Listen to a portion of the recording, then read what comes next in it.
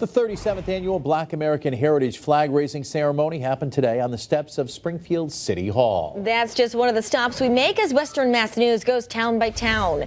State Representative Bud Williams and Mayor Dominic Sarno joined city and state leaders to celebrate the rich diversity of Springfield. The event featured guest speakers and a presentation of the prestigious Ruth B. Loving Civil Rights Award.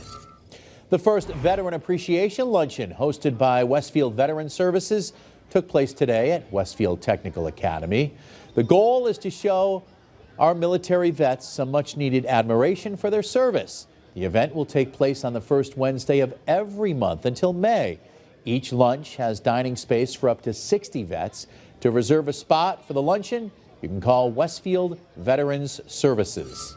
Now to Agawam, where EB's restaurant is hosting its weekly Give Back Wednesday event. Every Wednesday, 10% of the total sales, including dine-in, takeout, or delivery, goes to a local charity. Today's proceeds will support the Mittenegg Schools PTO.